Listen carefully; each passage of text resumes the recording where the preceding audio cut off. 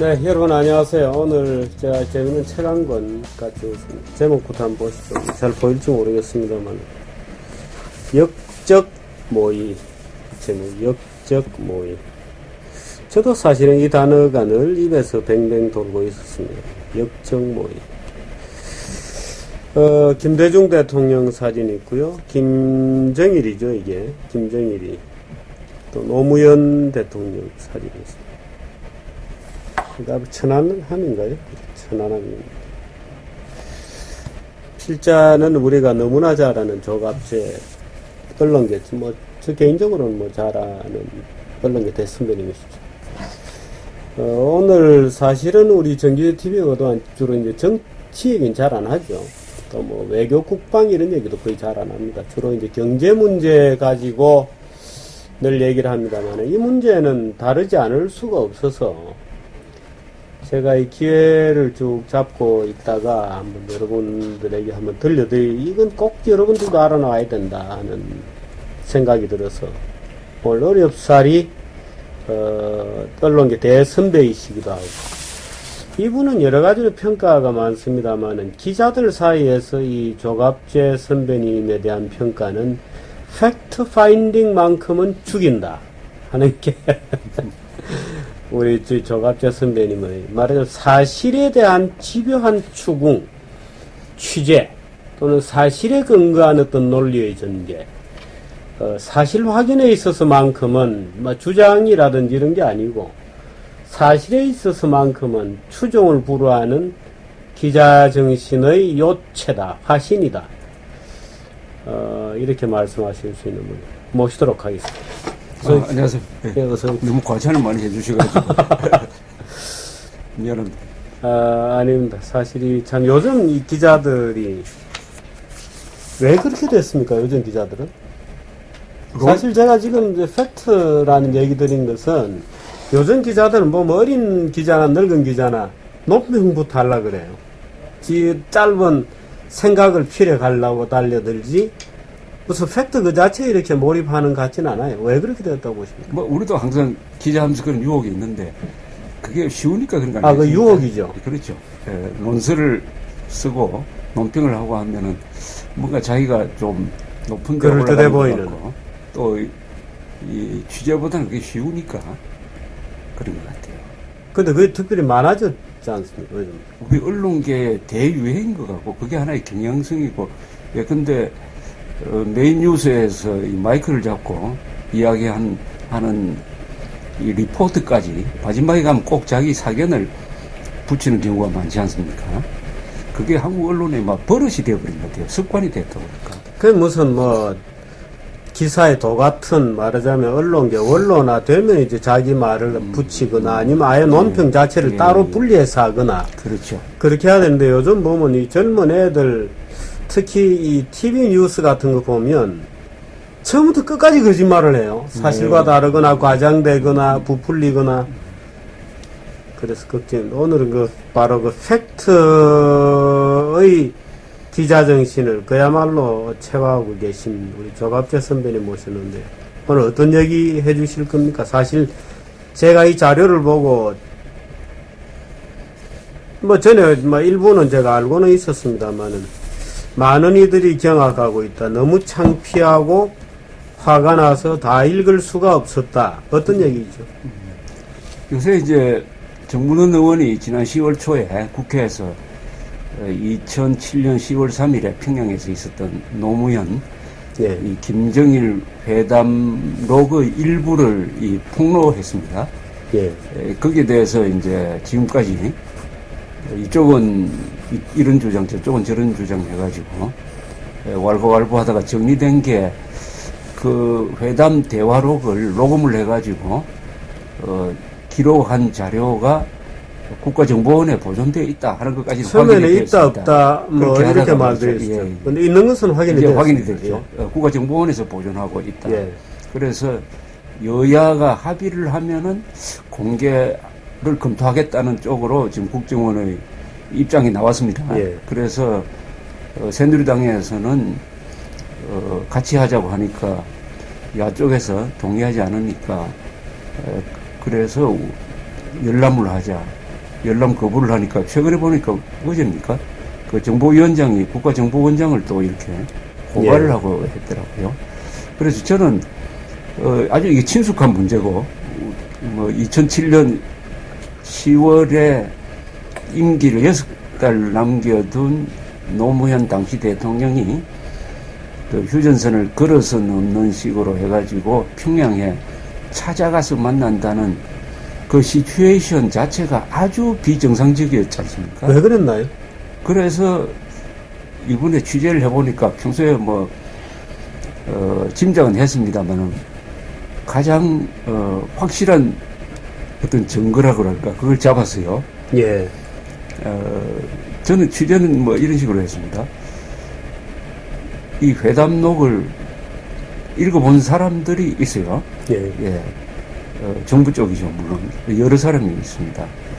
그런 분들을 통해서 확인한 바로는 가장 유명한 발언이 그게 하나 있어요. 그 회담에서 이제 노무현 당시 대통령이 김정일한테 여러 가지 약속을 해요. 어떤 약속을 하느냐. 서해 NLL은 남한에서는 영토선이라고 이야기하는 사람도 있지만은 예. 이제는 그것 가지고 더 이상 우리가 지킨다, 사수한다 이런 말 안 하겠다. 예. 그 위에다가 일종의 경제 지도로서의 평화 수역, 공동으로 예. 수역, 뭐 이런 것을 덮어 씌워서 이 문제를 해결하자. 또는 핵 문제에 대해서는 이상하게 한마디도 핵 폐기를 요구를 하지 않습니다. 동시에 국군포로 납북자 문제도 이야기하지 않아요. 그 대신에 북한에 대한 대규모 지원에 대해서는 여러 가지 이야기를 합니다. 뭐 조선공단을 지어준다든지 뭐 세계개성공단도 있고 뭐 그렇죠. 철로도 넣고 그래서 철로 예. 뭐 도로 개보수 해준다든지 천재지변이 일어나면 그것도 뭐 도와준다든지 이런 걸 쭉 이야기를 하니까 이 김정일이가 가만 들으니까 의문이 하나 생기는 거 아닙니까? 예. 그러니까 아니 남한에서 정권이 곧 바뀌는데 이렇게 그 해도 두 달 되느냐? 대통령 선거하기 2달 전이죠. 2달 전이죠. 이렇게 해도 되느냐 하니까 거기에 대해서 노무현 당시 대통령이 그러니까 쐐기를 박아야 합니다. 라는 요지의 이야기를 했어요. 근데 우리 정문원 의원은 그러니까 대못을 박아야 되는데 정문원 의원이 아니군요. 어느 언론사의 보도에 의하면 대못을 박아야 되는 데가 아니고 정확한 워딩은 쐐기예요. 쐐기를 박아야 합니다. 라고 이야기를 했어요. 저는 그 회담이 이루어진 게 바로 차기 정부에 쐐기를 박아가지고 차기 정부가 이제 이명박 정부로 넘어갈 가능성이 아주 확실할 때였습니다. 그러니까 이게 꼼짝달싹 못하게 그렇게 대북 지원 다 약속하고 NLL을 사실상 무력화시키는 어로 수역도 만들고 해가지고 한국 정부의 대한민국 정부의 심장 뇌수에 그야말로 말뚝을 박는 식의 약속이 바로 14선언이었다 하는 것을 알게 됐어요. 평소에 제가 가지고 있던 심정이 이번 이 취재를 하면서 하나의 확정으로 저는 바뀌었다고 생각합니다. 그러니까 그 회담은 쉽게 말하면은 차기 정부에 쐐기를 박는다. 대못을 박아가지고 정권이 넘어가더라도 북한에 대한 퍼주기 그리고 북한 핵은 사실상 용인한다 하는 것을 약속한 회담이었다. 이렇게 그 성격을 규정할 수 있다고 생각해요. 사실 그때 노무현 대통령이 북한에 간다고 할 때부터 사실은 어느 정도 예상은 되었죠. 예. 뭐 그때부터 일부에서는 그 전에도 뭐 NLL 문제가 일부 논란이 되었고 가서 또 퍼주기로 한 금액은 놓고 여러 가지 이제 설이 있는데 작은 설이라고 해도 한 20조 원 정도 되고 많이 보면은 뭐 몇십 조 더 된다 뭐 이런 주장도 있는데 어떻든 그게 이제 말하자면 MB 정부 들어서 제대로 실현이 안 되고 하면서 천안함 터뜨리고 뭐 했던 건가요? 그러니까 이명박 정부가 들어서고 나서 우선 2008년 7월에 금강산 관광객 사살 사건이 있었지 않습니까? 예. 그때부터 이제 경색대가 대화가 막히는데 그해 연말쯤 되면은 북한에서도 대화를 타진해요. 예. 한국 쪽에. 그런데 요구가 14선언을 반드시 지켜야 된다. 특히 NLL 부분에 대해서 요구가 아주 세게 나오니까 이명박 대통령이 14선언이 도대체 어떤 성격의 약속이었느냐 좀 알아보자 해가지고 국가정보원에서 가지고 있던 대화록을 가지고 와서 읽었다는 거예요. 이 대통령이 읽어보고 깜짝 놀랐다는 거 아닙니까? 야, 이 정도 되면 국민들한테 알려야 되는 거 아니냐. 그래서 참모들도 읽기 시작을 했는데 뭐 알리지 않고 다만 이명박 대통령은 14선에서 약속한 것을 지키지는 않았죠. 실천을 하지 않았죠. 그러니까 북한에서 계속 지금까지도 14선은 실천하라고 그러잖아요. 그죠? 문재인 후보가 실천하겠다는 거죠. 이걸 실천한다는 것은 어떻게 보면 국가 반역을 실천한다는 거하고 비슷한 건데, 그래서 이명박 정부가 실천하지 않으니까 거기에 대한 일종의 보복으로서 경고. 천안함, 연평도 사건이 일어났다고 봅니다. 저는 크게. 그런데 이 단독 회담이라고 하지만 단 둘이 만나는 건 아니거든요. 그게 다 배석자가 있고, 뭐 그게 원래 순회급 회담에서는 뭐 그게 관례인데, 그걸 정리를 해보니까 이렇게 돼 있어요. 그러니까 노무현 쪽에서 김정일 쪽으로 뭐 약속하고 퍼주기 한 거 이게 너무 많아요. 그걸 정리를 하면 이렇습니다. 우선 그 태도가 김정일 앞에서 노무현이가 하는 발언의 내용이 매우 이게 굴욕적이고 굴종적이에요. 마치 상하관계처럼. 그 다음에 NLL을 영토선으로 는 유지하지 않는다. 공동 어로 수역을 만든다 하는 지야.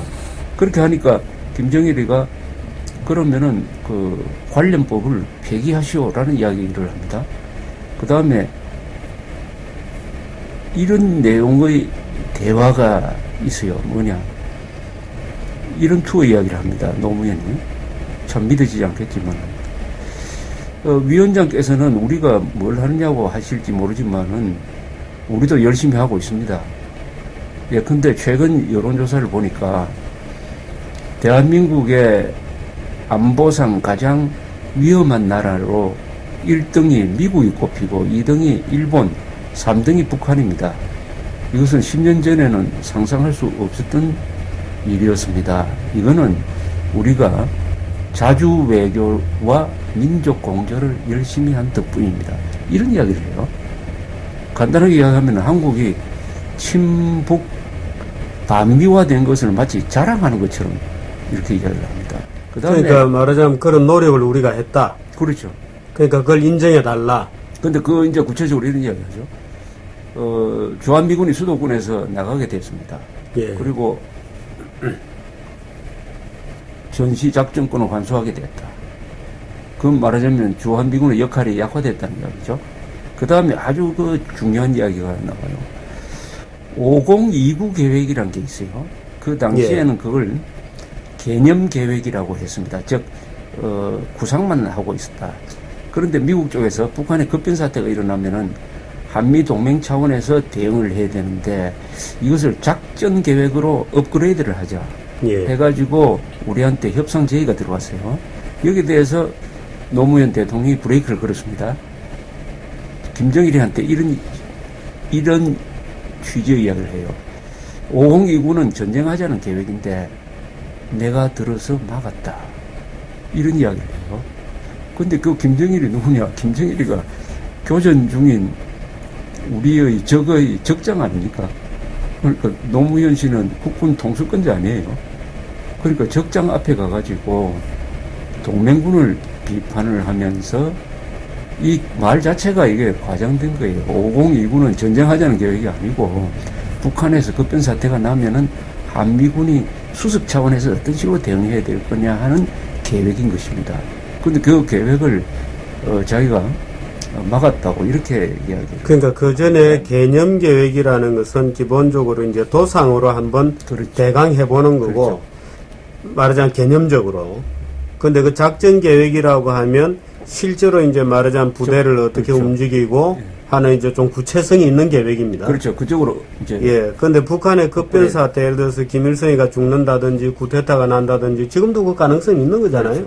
지금 뭐 김정은에게 넘어갔다고 하지만, 근데 그런 상황에서 우리가 어떻게 대응하느냐는 기본 계획인데. 그렇죠. 그걸 미국에서 만들자는 거예요. 우리 쪽으로. 만들자고 했는데, 노무현 정권이 반대해서 못 만들었습니다, 결국. 아니, 근데 그거는 김정일을 위해서가 아니라 우리를 위해서라도 만들었어야 되는 거 아닌가요? 아니, 이건 우리의 국가 의지가 그런 사태가 났을 때 이걸 통일로 가져갈 거냐, 안 가져갈 거냐의 분수령이 되는 계획이에요. 지금 노무현 전 대통령의 얘기를 들으면 통일의 의사는 당초 없는 겁니다. 없다는 거죠. 그래서 이 발언은 굉장히 중요합니다.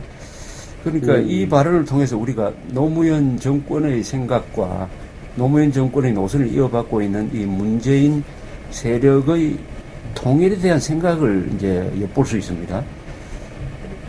우리 헌법도 그렇고 우리는 당연히 북한에서 급변 사태가 나고 하면은 이것을 통일의 계기로 삼아야 된다. 그러나 전쟁하자는 것은 아니다. 평화적 자유 통일의 계기로 삼아야 한다는 게 우리의 국가 의지이기도 하고 헌법에 적혀 있는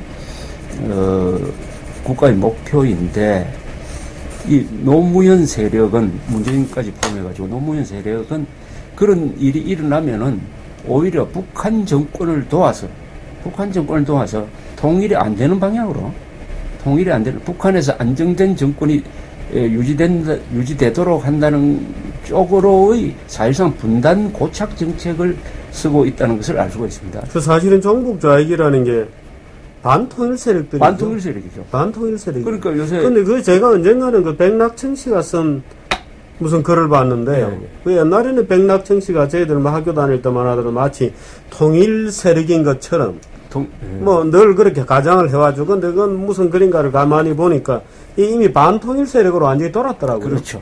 왜 그렇게 됐냐면 북한이 이제 90년대 들어와서부터 망조로 드니까 이제는 적화 통일이나 뭐 이런 것은 말도 안 된다는 게 확인이 되는데, 이제 해야 될 건 뭐냐. 한국의 종북 좌익 세력들이 남한의 흡수 통일되는 것을 막는 역할을 하고 있는데, 그걸 통일 안으로 건 것이 6.15선언 제2항인데, 최근에 이 문재인 씨가 엄청난 지금 이야기를 하고 돌아다닙니다.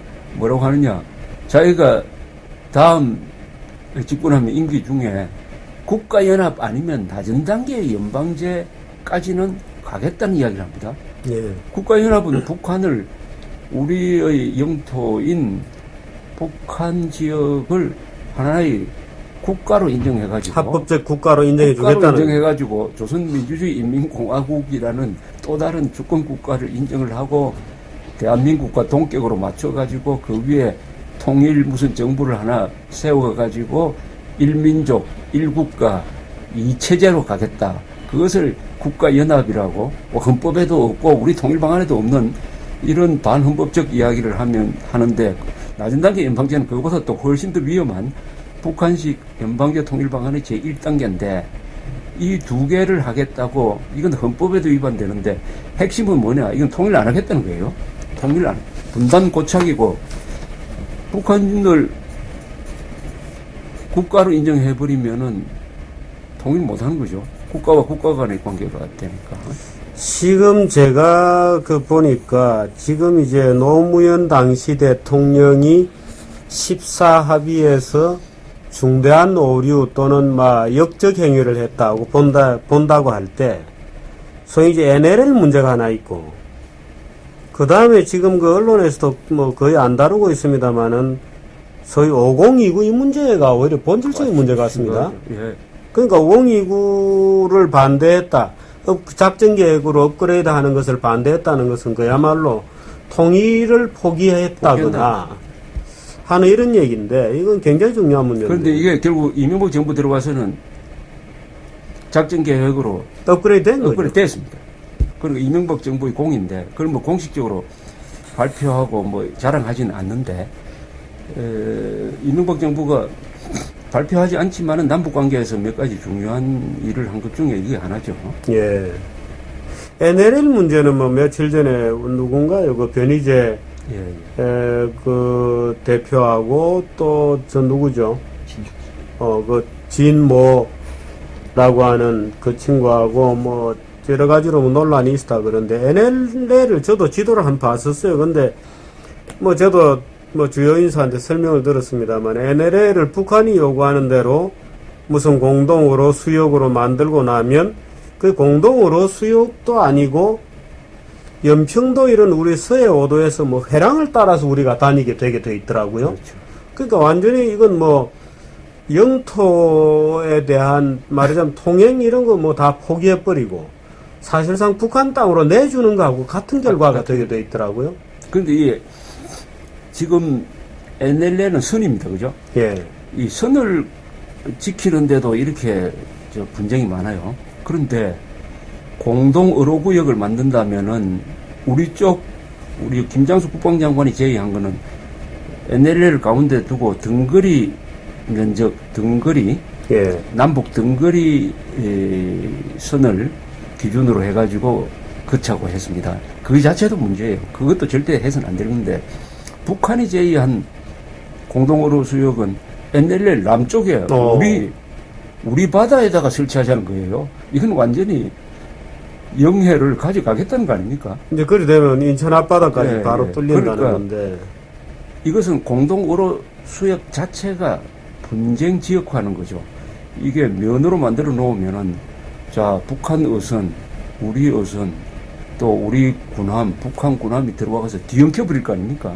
또 북한은 어선과 뭐 군함의 구별이 안 되고 어선 상선이 다 무장하고 다니는데 그 일일이 근문 검색한다?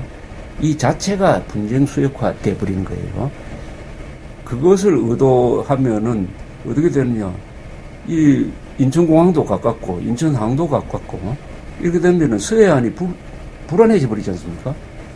그러니까 적이 접근할 수 있는 거리를 아주 좁혀준다는 것인데 이것을 지금 문재인 씨는 하겠다는 거 아닙니까? 그리고 박근혜 씨도 북한이 NLL을 말하자면은 남북 간에 합의된 경계선으로 인정하면은 공동으로 구역을 논의할 수 있다. 이렇게 나오는데 그것도 저는 물론 북한이 인정을 안 하겠죠. 북한이 못 받을 카드를 던지면서 14선언을 존중하는 그런 입장을 취하고 있는데 어쨌든 이 NLL은 선으로서 지켜야지 이걸 면으로 만들면은 분쟁 수역이 되고 분쟁 수역이 되면 그 지역이 우리 수도권의 옆구리를 지키는 아주 전략적인 지역이기 때문에 우리 안보에 근본적인 불안이 온다. 이렇게 생각합니다. 지금 그런 내용들이 소위 김정일 노무현 대화록에 들어있고 그것을 안기부가 가지고 있고 그것을 이명박 대통령을 비롯한 현재 정부의 고위 인사들은 웬만하면 읽었다. 근데 왜 청와대는 좀 공개를 안 합니까? 그러니까 이게 이제 지나놓고 복귀를 하면은 2008년 말에서 2009년 초에 이명박 대통령이 읽고 이것은 완전히 국가 반역적 내용을 가지고 있으니까 국민들한테 다 알리고 필요하면 법적 수사를 하든지 국정조사를 하든지 해가지고 해서 써야 돼요. 예. 그만한 중대 사안입니다. 이거는 중대 사안이고 역적모의라는 표현을 제가 책 제목으로 쓸 정도니까. 아니 내용을 들어보니까 역적모의라는 말 외에는 뭐 교전 중인 나라에서 우리나라 국군 통수권자가 적장 앞에 가가지고 몰래 항복 비슷하는 이야기를 이적적인 이야기를 하고 있어요. 하여튼 이명박 정부가 그런 식으로 딱 깨고 나왔었어야 됐는데 여러 가지 정치적 상황 때문인지 모르지만 또 노무현 당시 대통령의 자살 사건도 있고 당시 대통령 전 대통령의 자살 사건도 있고 해가지고 자살 사건 나고 나서 본 겁니까? 전이죠. 그 전이죠. 자살은 2009년 5월이고 이것을 봤다는 것은 2009년 초예요. 예. 그래서 덮여져 있다가 이번에 정문원 의원의 폭로로 이 문제가 제기가 되었으니까 여기서 반드시 이걸 공개를 해야 될 이유가 있습니다. 첫째는 이 공개를 하지 않으면은 14선언이 남북 간에 맺어진 유효한 선언으로서 차기 정부에 이월이 되고 북한 정권은 14선언 이행을 하라고 압박을 할 거예요. 이행하라는 의미는 그 대화록에 적혀 있는 것이 배경이고 그것이 문서화된 게 14선언인데 그거는 우리 안보나 여러 치명적인 문제를 가지고 있습니다. 더구나 이 대화록을 보면 사실은 핵 문제, 북한의 핵 개발은 남한 정부에서 더 이상 문제 삼지 않겠다는 내용까지 이미 오히려 노무현 본인이 뭐 북한을 위해서 북한을 변호하고 다닌다 이런 얘기도 있다고 그러대요. 그건 정문원 의원이 그렇게 이야기했죠. 그러니까 내가 전 세계를 돌아다니면서 북한 핵의 정당성을 북한 대변인처럼 열심히 홍보하고 다닌다 이거예요. 근데 이걸 읽은 사람들은 북한 핵을 홍보하고 다닌다가 아니라 그냥 막 북한을 홍보하고 다닌다는 정도로 쓰여져 있다고 하는데 막 그게 그거예요. 또 이명박 노무현 당시 대통령은 여러 기회 있을 때마다 북한 핵 개발은 체제 유지용이니까 뭐 걱정할 필요 없다라고 정당성을 자기가 먼저 설명하고 다닌 증거들이 있죠. 한두 번 아닙니다. 예. 그렇다고 봐야죠. 그런데 하여튼 이 공식적인 자리에서 뭐 이 회담이 의미가 있으려면은 반드시 핵 개발을 중단하라. 핵 개발 중단하면은 우리는 공단도 지어주겠고 도로 보수해주겠다는 이야기를 했었어야 돼요. 그런데 그 이야기는 하지도 않고 일방적으로 북한에 수십조가 들어가는 대북 지원 약속을 했으니까 김정일 입장에서는 남북 간에 있어서의 핵 문제는 끝났다. 뭐 이렇게 생각을 했겠죠. 그래서 이것을 이명박 정부가 공개하지 않으면 차기 정부에 부담을 주게 된다.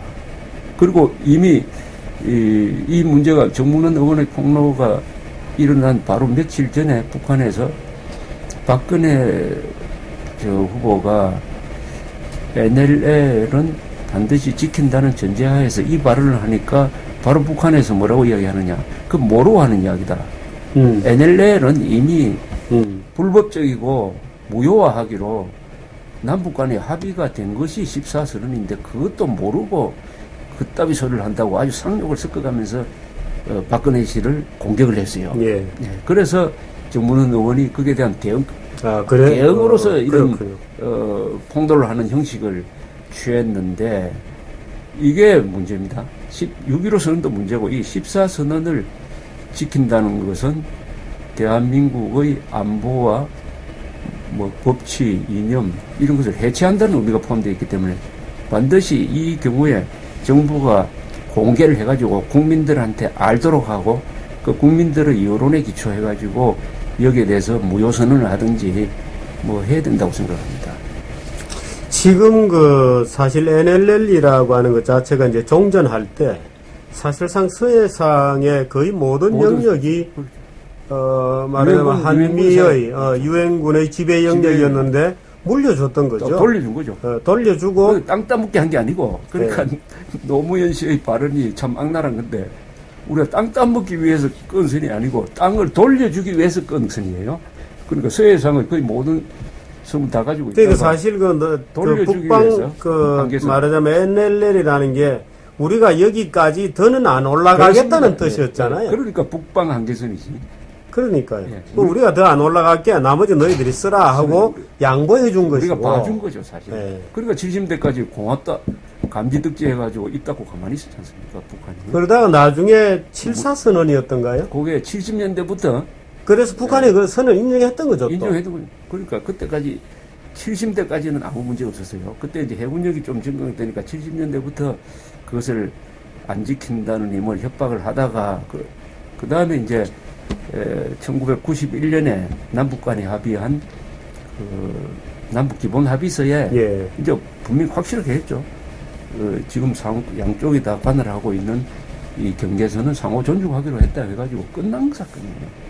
통일 때까지는 말하자면 이것은 지금 NLL로 유지한다는 합의를 한 건데 김대중 정부 들어서니까 북한에서 이제 만만하게 보고 거기에 뭐 평리해전이라든지 이런 것을 일으키면서 세상 문제가 된 거죠. 세상 남한의 좌파 정권이 불러들인 분쟁입니다.